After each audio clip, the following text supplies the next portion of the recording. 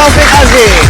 Usus buntu sendiri itu penyebabnya adalah tidak ada hubungan dengan aktivitas. Jadi secara definisi hernia itu adalah ke arah akut abdomen. Dr. Taufik Aziz, spesialis bedah di YouTube channel Edukasi Kesehatan. Ini dia narasumber kita, Dr. Taufik Aziz Atamimi, spesialis bedah.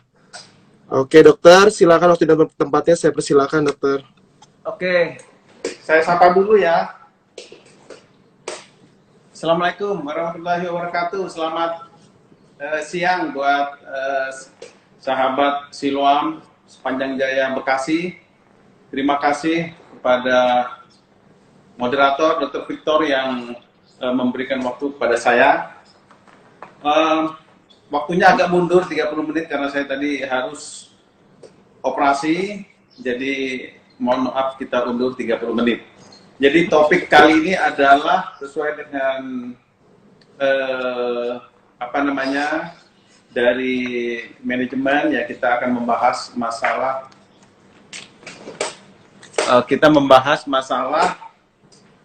tata laksana dari luka diabetes ya. Betul, dok. Karena saya anggap luka diabetes ini sangat penting karena kasus-kasus yang saya jumpai di rumah sakit sangat banyak dan biasanya kasus ini adalah kasus yang kronik ya, sehingga menimbulkan dampak psikologis, dampak biaya dan juga stres bagi pasien-pasien yang menderita ulkus diabetes ini. Kita ketahui bahwa di Indonesia itu menempati ranking kelima ya, penderita diabetes di dunia ya. Yang pertama adalah di India, yang kedua adalah China, ketiga adalah Rusia, kemudian Indonesia menempati ranking 5 besar. Dan makin tahun kasus kaki diabetes ini makin banyak. Dan yang sangat menyedihkan adalah kasus usia muda itu makin banyak. Kalau dulu mungkin usia-usia 50 tahun ke atas ya. Kalau sekarang lebih mudah lagi kasus-kasusnya kita temui di praktek sehari-hari itu usia muda. Karena mungkin ini adalah gaya hidup atau lifestyle yang tidak sehat, sehingga mengkonsumsi karbohidrat yang berlebihan, tidak diet, obesitas, sehingga akan menyebabkan dampak dari diabetes. Jangka panjangnya adalah, salah satunya dari komplikasi diabetes adalah luka atau ulkus diabetes yang kronik. Saya kira itu, Dr. Victor. Oh iya, dokter. Nah, ini untuk prevalensi sendiri itu kan yang kelima itu kira-kira sampai tahun berapa ya, dok? Dari sampai tahun berapa terakhir, dok? Iya, itu tahun 2000 ya. Tahun 2000 mungkin nanti perlu dianalisa lagi tahun 2022 mungkin akan bergeser. Kalau di Indonesia sendiri kira-kira survei pada tahun 2020 itu ada kira-kira 8,4 juta penderita diabetes yang aktif ya, dan komplikasi-komplikasi yang terjadi sangat berat. Biasanya angka 5% kaki diabetes itu diakhiri dengan amputasi, 5% ya. Yang mudah-mudahan kita mencegah 5% ini ke arah amputasi, sehingga diperlukan manajemen tata laksana luka yang baik. Karena penyakit diabetes ulkus ini adalah penyakit kronik, sehingga perlu kerjasama antara dokter, pasien, dan keluarganya. Jadi memang harus saling mendukung untuk treatment ini. Iya, dokter. Terus kemudian dokter, itu kan tadi kan sampai tahun 2000 ya, dok. Itu ada nggak sih, dok, datanya itu, dok, dari tahun 2000 itu prevalensinya sendiri mana yang lebih banyak terkena, dok? Apakah perempuan atau laki-laki, dok? Ya, secara genre seksual memang tidak terlalu signifikan ya antara laki-laki dan perempuan ya. Penderita ulkus diabetes ini memang. Tapi memang baik, berarti kira-kira nggak terlalu signifikan lagi perbedaannya, dok ya? Iya. Kalau mungkin ada hubungannya, dok, kalau misalkan di sekarang kan zaman milenial ini mungkin yang paling banyak terkena sakit diabetes itu mungkin cewek, dok. Itu karena termakan janji-janji manis laki-laki mungkin, dok. Nggak ada, dok ya? Enggak. Enggak itu dok ya. Oke deh. Iya dokter, baik dari segi bedah sendiri dok. Mungkin untuk penderita diabetes yang sudah kronik ini yang mencapai komplikasi sampai luka di kakinya atau bisa dibilang ulkus diabetikum, ada nggak dok untuk cara mencegahnya dok? Untuk selain dari makanan mungkin dok? Iya. Penyakit diabetes ini kan kaki diabetes ya. Kita fokus di ulkus diabetes ya. Memang penyakit yang memerlukan multidisiplin pendekatannya ya. Jadi bukan hanya dokter bedahnya, tetapi pasiennya menjaga kebersihan kaki dan juga kontrol gula darah yang baik. Sehingga memang multidisiplin. Jadi bisa dokter bedah menangani ulkus secara baik, kemudian internis atau spesialis penyakit dalam mengkontrol gula darahnya sehingga bersinergi ya. Kalau kita hanya memperbaiki lukanya, tetapi gula darahnya tidak terkontrol, maka pekerjaan kita akan sia-sia memang. Oke dokter. Jadi Terus saran saya memang Dokter Victor ya, Ya, Dok. yang terbaik adalah menjaga kebersihan kaki ya, kemudian mencegah trauma minimal pada daerah kaki, sehingga pada pasien-pasien yang mempunyai penyakit diabetes ini harus menjaga kakinya lebih baik. Makanya misalnya pakai sepatu yang lembut ya, mengurangi dampak trauma langsung kepada kulit. Kemudian sepatunya juga yang yang pas. Jangan sampai juga jarang memakai alas kaki karena biasanya trauma, kan biasanya olahraga pagi-pagi itu ternyata kena misalnya batu ya. Karena dampak dari diabetes salah satunya adalah neuropati ya, dimana biasanya kakinya baal dia. Komplikasi jangka panjang adalah neuropati sehingga kakinya menjadi baal, dia tidak merasa tidak merasa sakit, ternyata sudah terjadi trauma, misalnya kena batu, laserasi, kayu misalnya ya, dan juga terjadinya mikroangiopati, yaitu aliran darah ke daerah kaki tidak baik. Baik dokter. Nah ini dokter ada yang bertanya mungkin dok. Dari dokter Taufik sendiri bisa nggak sih dok untuk perawatan luka diabetes ini itu dirawat di rumah dok atau dirawat sendiri atau mungkin harus ke rumah sakit atau ke fasilitas kesehatan lainnya dok? Oke, pertanyaan yang bagus. Jadi begini ya, pada kasus-kasus yang sudah terjadi ulkus, ya, ulkus artinya ada luka di daerah kaki. Apabila ditangani secara tidak baik akan berkembang menjadi gangren ya. Gangren adalah kerusakan jaringan pada kulit atau pada otot yang bisa sampai ke tulang yang menyebabkan kematian jaringan ya, ditandai dengan kulit menjadi hitam. Kalau sudah begini ya tidak boleh dirawat di rumah ya. Ini harus treatment ke rumah sakit untuk dilakukan debridement nekrotomi, yaitu membersihkan luka dan membuang jaringan yang mati atau kehitam-hitaman itu untuk dilakukan nekrotomi. Karena ini adalah sumber infeksi ya, source control, memang harus dilakukan source control. Kalau tidak dilakukan source control maka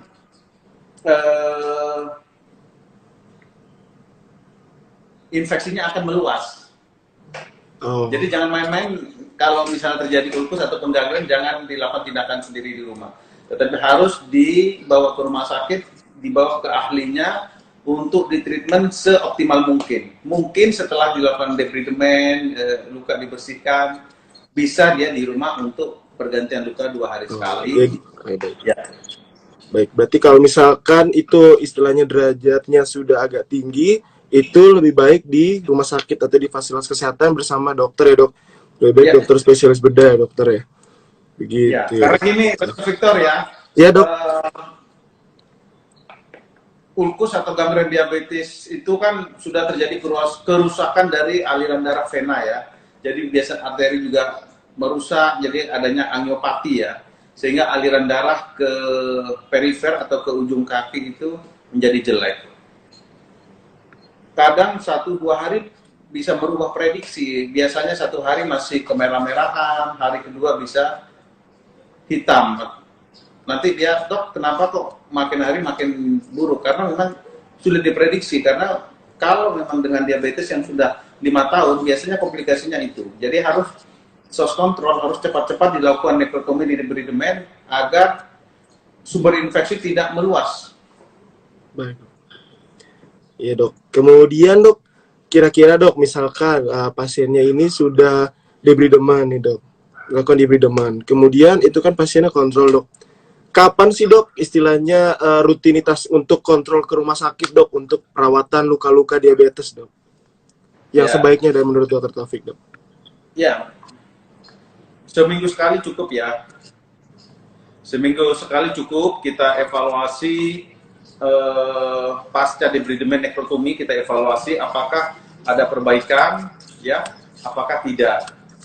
Kalau misalnya ada perbaikan ditandai dengan tidak bertambahnya infeksi, nanah juga sudah mulai berkurang, kemudian ujung-ujung kaki juga udah mulai segar ya, warna kemerah-merahan, tidak pucat ya, itu bisa dilakukan perawatan di rumah.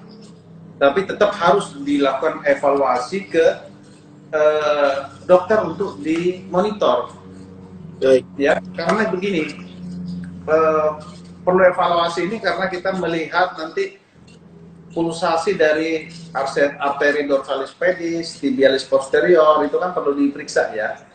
Kalau misalnya tidak ada aliran darah atau aliran darahnya minimal, kemudian ujung-ujung kaki jari-jarinya menjadi pucat, ini kan beresiko untuk dilakukan tindakan amputasi karena komplikasi dari gangren atau luka diabetes ini 5% berujung ke amputasi. Target kita adalah jangan sampai gangren ini berujung ke amputasi, tetapi menjadi lebih baik. Oke dokter. Dok, kita coba tanya ke yang nonton dok, ada banyak dok dari 33. Mungkin ada dari yang menonton view. Ini mungkin ada yang mau nanya ya. Ntar saya lihat-lihat dulu dok ya pertanyaannya dok. Boleh ya, silakan.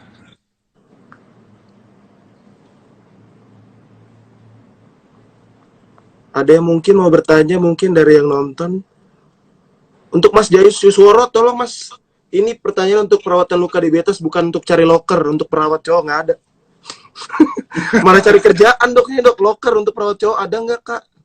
Nanti ya Mas tuh mungkin bisa langsung datang ke rumah sakit ya. Langsung apply. Ini untuk perawatan luka diabetes ini. Ada mungkin? Oke, sambil menunggu mungkin saya nanya dok. Nah, mungkin ada beberapa dok pasien-pasien itu yang menanyakan, aduh ngeri kalau melalui tindakan bedah. Mungkin ada nggak dok alternatif lain untuk perawatan luka diabetes selain tindakan pembedahan dok? Dari dokter Taufik ada nggak dok?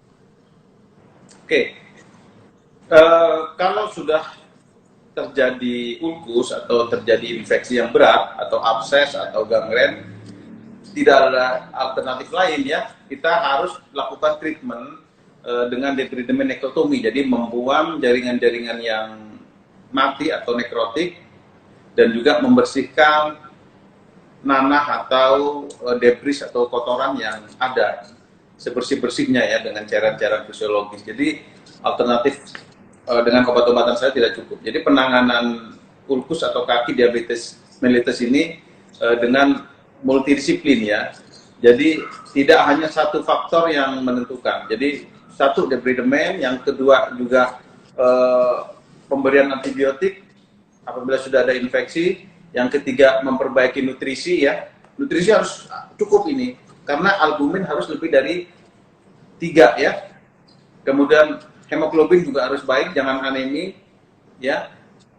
Dan yang kelima adalah memperbaiki atau mengurangi trauma pada kaki. Jadi itu ada langkah-langkah di dalam penanganan luka atau gangren diabetes. Siap dokter. Jadi albumin harus cukup ya, jangan di bawah 3. Jadi faktor-faktor ini akan wound healing atau proses penyembuhan luka akan lama kalau albuminnya di bawah 3. Oke, dokter. Anemi juga mempengaruhi. Jangan HB-nya di bawah Untuk 7 misalnya ya. Karena banyak pasien-pasien saya yang karena ini penyakit kronis ya, biasanya albuminnya rendah karena dia malas makan ya, kemudian HB-nya di bawah 7 karena juga malas makan, anemia ya. Sehingga terus gulanya tinggi, wah ini prognosa buruk nih. Jadi semua harus diperbaiki. Albumin baik, hemoglobin dalam darah juga baik, gula darahnya terkontrol, dan perawatan lukanya juga baik. siap, dokter. Oke deh, dokter. Kemudian, nih dok, aku mau nanya ada sedikit nih dok. Aku pernah baca nih ada mungkin teknik perawatan baru untuk perawatan luka diabetes dok. Itu salah satunya itu penggunaan modern dressing. Terus kemudian ada mungkin aku baru aja stimulasi listrik dan oksigen hiperbarik. Itu menurut dokter gimana dok? Ya, nah itu ada yang bertanya tuh ya. Jadi begini Dr. Victor ya, dalam penanganan diabetes sekarang, ulkus ya, setelah dilakukan debridement, memang intinya adalah kalau ada nekrotomi atau jaringan kehitam-hitaman, first line treatment adalah dengan debridement nekrotomi ya. Kita buang itu yang hitam, kulit yang hitam, nanahnya yang banyak kita bersihkan. Kemudian setelah dilakukan operasi, tentunya luka akan memproduksi cairan ya, ada nanah dan sebagainya. Ini perlu dressing ya. Dressing modern kan banyak sekarang ya.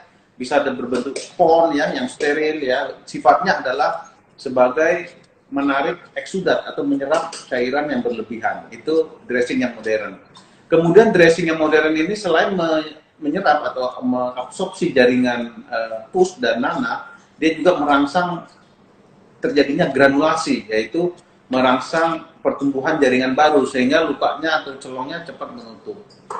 Kemudian memperbaiki juga fungsi oksigenasi dengan hiperbarik oksigen. Nah, ini perlu ya, terutama kan problem dari diabetes ini kan pembuluh darahnya menyempit ya, sehingga oksigenasi ke sel-sel jaringan ini akan terganggu ya. Makanya sel-sel perifer kekurangan oksigen ini kan makanan ya bagi sel karena dia kurang oksigen, jaringan menjadi mati, hitam, terus menjadi ulkus atau bolong. Jadi kombinasi dressing modern sangat baik, banyak di pasaran ya. Baik dok. Banyak di pasaran, boleh dilakukan. Oke dokter. Dok, nih ada pertanyaan lagi nih dari Adela GNWN_. Dokter, mau izin bertanya, setelah penanganan luka diabetes, itu apakah perlu mengkonsumsi obat-obatan untuk pemulihan luka tersebut, seperti anti nyeri atau anti infeksi, mungkin maksudnya antibiotik, dok? Ya, setelah dilakukan operasi ataupun debridement ya, perlu juga diberikan obat-obatan painkiller ya untuk nyerinya, tidak ada masalah. Antibiotik diberikan untuk membunuh kuman-kuman ya. Dan yang paling baik memang kita lakukan kultur resistensi tes pada jaringan kulit ataupun pada pus ya. Jadi kita kultur jaringan atau pusnya untuk membiarkan mikroorganisme, apakah spesies bakterinya apa ya, sehingga nanti disesuaikan dengan antibiotik. Jadi kita perlu lakukan kultur resistensi karena obat-obatan antibiotik harus sesuai ya. Jadi kita memberikan obat antibiotik yang sensitif terhadap bakteri tersebut. Baik, dok. Jadi beberapa pasien saya memang awalnya kita lakukan pemberian dengan antibiotik yang broad spectrum ya, jadi yang jangkauannya luas. Ya. Dok. Tapi kalau di dalam pemberian antibiotik kita evaluasi setiap minggu tidak ada perbaikan ataupun responnya tidak baik, kita anjurkan dilakukan kultur dan resistensi tes. Nanti kita akan menemukan spesies bakteri yang cocok dengan antibiotik dan ini akan memberikan hasil yang yang sangat baik. Maksimal. Baik dokter. Mungkin itu menyambung juga dok, ada pertanyaan dari ini user Instagram Feby Venita ya, Kak Feby ya, itu ya Kak Feby ya. Golongan antibiotiknya tadi mungkin dari awal broad spectrum dulu, mungkin nanti baru uji sensitivitas antibiotiknya. Kemudian ini ada dari medic_tools. Mungkin dia nanya, dok, dressing itu apa ya dok? Apakah kakinya dihias-hias gitu dok? Mungkin kalau misalkan luka itu dok, dressing.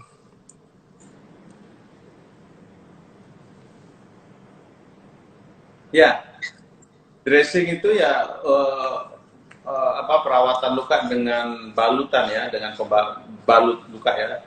Kalau yang konvensional, yang tradisional kan dengan kasa steril, fungsinya adalah menyerap eksudat atau nanas sebanyak mungkin. Tetapi kemampuan dari kasa ini kan tidak banyak ya, gampang jenuh ya. Jadi pada saat dia kasa steril hanya menampung cairan itu hanya sedikit. Tetapi kalau kita berikan dressing yang modern, jadi menampung, menyerap nanah dan cairan kotoran itu lebih banyak. Banyak sekali pasarannya ya. Nggak boleh nyebut di merek ya di sini ya. Iya, jangan dok, nggak di endorse dok, jangan dok. Kalau di endorse nggak apa-apa dok. Nah. Jadi banyak ya, dressing banyak sekali. Bisa berbentuk spons, bisa berbentuk gel ya, bisa berbentuk seperti keramik, biokeramik namanya ya, banyak sekali. Dan itu proses kerjanya sama, dia menyerap berlebihan cairan, eksudat, nanah ya. Dan yang kedua adalah merangsang adanya granulasi. Jadi walaupun diserap, tetapi dia juga ada unsur-unsur yang merangsang granulasi supaya sel-sel lubang atau luka itu tepat naik ya. Begitu, prinsipnya begitu. Dressing berarti prinsipnya itu untuk buat nutup luka yang gitu dok ya? Menyerap nutup ya. luka. Terus jangan lupa juga dilakukan irigasi ya. Jadi sebelum dressing ya harus irigasi ya. Jadi dilakukan pencucian sebersih-bersihnya lukanya itu ya dengan cairan infus atau cairan fisiologis. Dalam hal ini adalah NaCl 0,9%. Kalau saya biasanya digabung dengan ini, Dr. Victor ya, dengan gentamisin ya, antibiotik. Bisa gentamisin 80 mg 2 ampul. Saya masukkan ke NaCl 500 cc, kita oplos ya, kita campur, kemudian itulah untuk irigasi atau pencucian luka sebersih-bersihnya. Selain dia juga mencuci dan juga sebagai bakterisid ya, membunuh kuman-kuman. Saya kira di beberapa keadaan hasilnya cukup bagus. Dan hindari juga dengan pemakaian zat kimia yang obat-obatan kimia ya. Misalnya terlalu berlebihan menggunakan povidone iodine ya. Kita nggak boleh nyebut merek ya, povidone iodine terlalu berlebihan, kemudian dengan larutan permangan PK ya, kemudian juga dengan H2O2 yang berlebihan juga tidak boleh karena ini bersifat kimiawi sehingga akan merusak sel-sel permukaan. Biasanya granulasinya akan terganggu. Dan yang penting juga kalau dua lukanya sudah kering ya, sudah ada granulasi, jangan juga sering-sering diganti perban tiap hari, diganti sehari 2 kali, nggak boleh juga itu. Jadi lihat dulu situasinya. Kalau sudah lukanya kering, sudah terjadi granulasi, jangan terlalu sering mengganti perban karena ini nanti sel-selnya yang sudah terbentuk akan rusak lagi, terbentuk lagi, rusak lagi. Jadi memang minimal 3 hari sekali sudah cukup. Oke deh dokter. Mungkin ini ada pertanyaan dari Hilary Priscilla nih dok. Oh iya. Dokter, ada nggak saran dokter mungkin salep dok untuk perawatan luka diabetes, ada nggak dok? Yang dokter sarankan perawatan lukanya setelah di debridement itu harus pakai salep khusus nggak dok? Gitu. Oh ya, sebenarnya tidak terlalu dianjurkan ya dengan pemberian salep ya setelah debridement ya. Karena kan setelah dilakukan debridement prinsipnya adalah bagaimana cairan atau pusnya itu diserap. Kalau kita kasih salep itu kan mengandung vaselin ya. Jadi malah nanti lebih cenderung lebih basah terus. Jadi prinsipnya setelah dilakukan debridement, dilakukan pencucian sebersih mungkin sehingga koloni kuman juga akan berkurang. Kemudian dilanjutkan dengan ya itu dia dressing ya, dressing dengan sistem balut modern yang optimal. Baik, dokter. Mungkin ini ada lagi, Dok, yang pertama ini.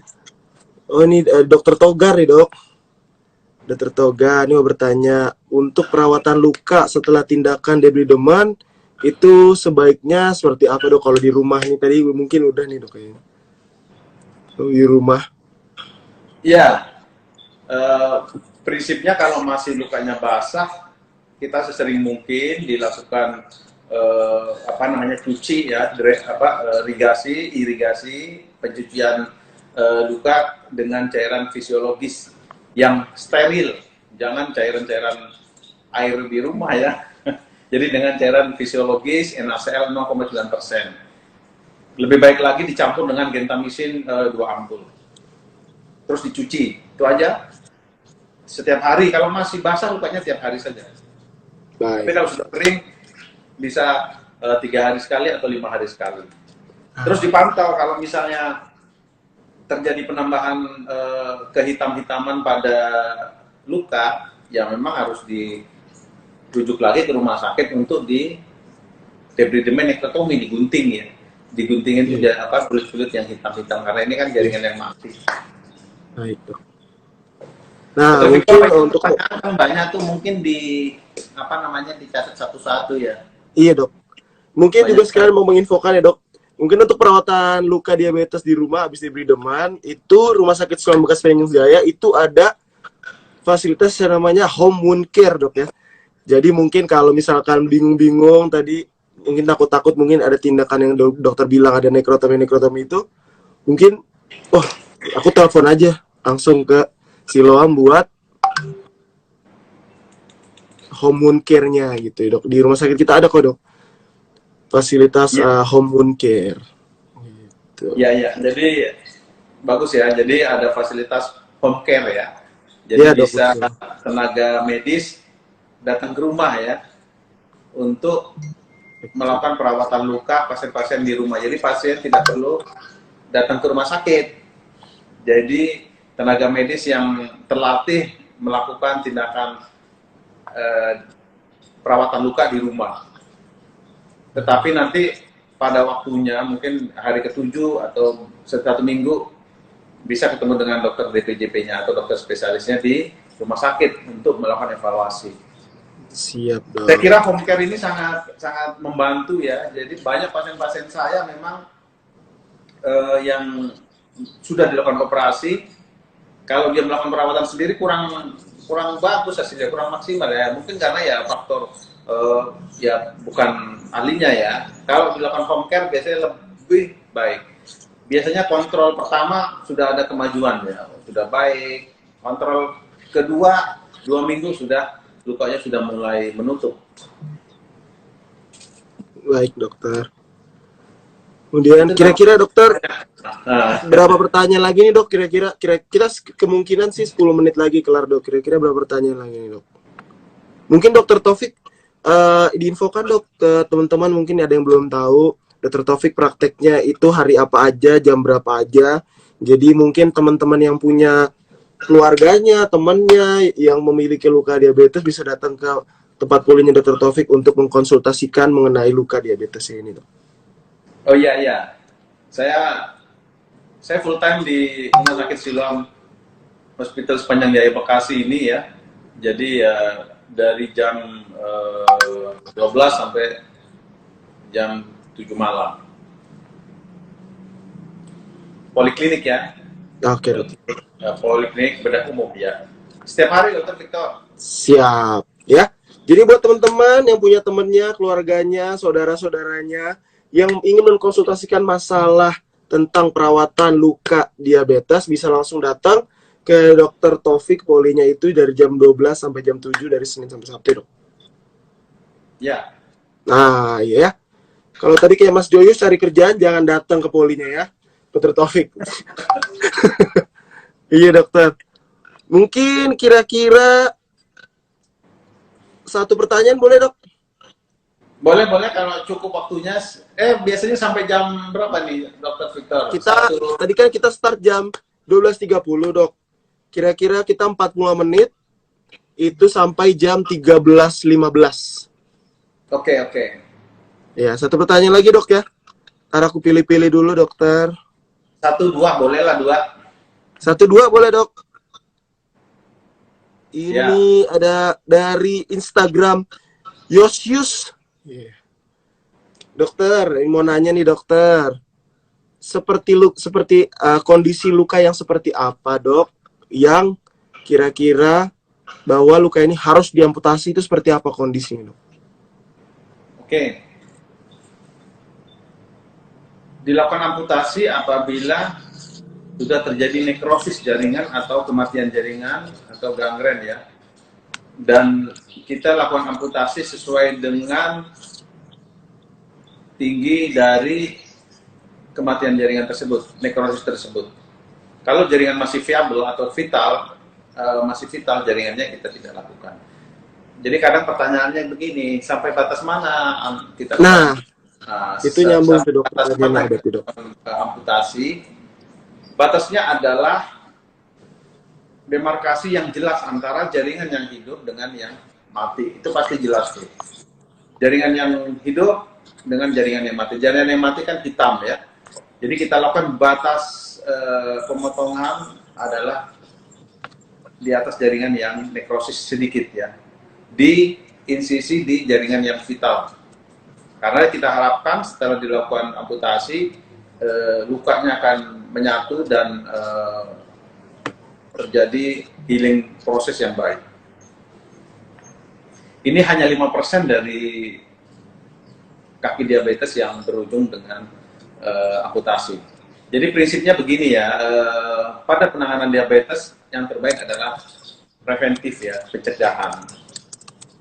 Karena kaki diabetes ini memerlukan biaya yang tinggi karena tidak hanya 1-2 kali biasanya ke rumah sakit, dan penyakit ini adalah penyakit kronis, tidak ada yang ulkus hanya seminggu sembuh, tidak ada, biasanya sampai 1 bulan kurang lebih ya, dengan faktor-faktor yang harus dipenuhi, kontrol gula darah yang baik, nutrisi yang baik, hemoglobin yang baik ya, dan tidak ada faktor-faktor penyakit imun kompromis yang lain. Oke dokter. Faktor umur juga pengaruh ya, makin tua makin sulit dilakukan faktor penyembuhannya makin sulit. Makin muda menderita ulkus, makin cepat juga recovery-nya ya. Oke dok. Berarti semakin tua itu proses penyembuhannya semakin sulit ya dok? Semakin lama. Pastinya kan oksigenasi perfusi jaringan atau aliran darah ke kaki juga mulai tidak lancar ya. Sedangkan aliran darah ini diperlukan sebagai nutrisi, oksigen sebagai nutrisi terhadap sel-sel untuk penyembuhan. Siap dokter. Ya. Oke deh. Ini kayaknya udah nggak ada yang mau nanya lagi nih dok. Dokter Taufik juga mungkin mau lanjut poli juga dok. Kita kayaknya 5 menit lagi selesai. Ya. Saya kasih kesempatan untuk satu pertanyaan terakhir. Ada yang mau nanya mungkin? Nanya. Jangan lupa ya, yang udah ikut tadi ini langsung share, komen, subscribe di Rumah Sakit Siloam Bekas Panjang Jaya ya. Yang udah komen, like, subscribe di Rumah Sakit Siloam Bekas Panjang Jaya, kasih tahu, kirim bukti subscribe, follow sama komennya, sama like-nya. Nanti dapat pulsa 5.000 dari saya. Gampang. Langsung saya kirim. Nggak ada yang mau nanya lagi? Mungkin saya buat kesimpulan ya. Boleh dokter. Jadi penyakit diabetes ini adalah penyakit yang penyakit kronik yang sangat mengganggu produktivitas dan juga mengganggu dari segi perekonomian karena biayanya sangat tinggi sekali untuk perawatan atau pengobatan diabetes ini. Kemudian yang kedua, komplikasi dari kaki diabetes adalah satu, terjadinya gangguan aliran darah atau sumbatan pada aliran darah akibat daripada angiopati, kemudian juga terjadi neuropati, sehingga kaki-kaki diabetes biasanya akan baal atau tidak sensoriknya sudah hilang. Ini yang sangat berbahaya, sehingga pasien tidak disadari terjadi luka, tetapi dia tidak menyadari karena tidak sakit, tetapi proses infeksi akan berjalan terus, ya. Yang ketiga, penanganan dari diabetes ini multidisiplin, ya, bukan hanya dokter bedah saja, tetapi dokter-dokter yang lain terlibat. Misalnya dari dokter penyakit dalam untuk mengkontrol gula darah sebaik mungkin, kemudian disiplin daripada pasien untuk menjaga kebersihan kakinya dan juga mengkonsumsi obat-obatan yang sudah diberikan, disiplin di dalam menjaga kebersihannya. Saya kira itu kunci dari penanganan yang baik. Harus ada kolaborasi antara dokter dan pasien untuk kesembuhan ini. Dokter sudah bekerja keras misalnya untuk merawat luka, membersihkan luka, diberi demen, tetapi gulanya tidak dikontrol di atas 200, 400. Nah, ini prosesnya akan lama, ya. Nutrisi juga harus dijaga. Protein harus cukup, ya.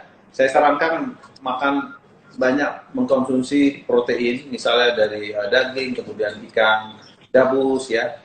Sekarang juga ada nutrisi albumin, Dr. Victor, ya. Kita bisa beli kapsul albumin dari ekstrak ikan gabus, ya. Ini juga sangat membantu untuk menaikkan albumin di dalam darah. Saya kira ini adalah faktor-faktor yang sangat mempengaruhi keberhasilan dari penanganan ulkus atau gangren diabetikum. Baik, Dokter Taufik. Terima kasih dokter buat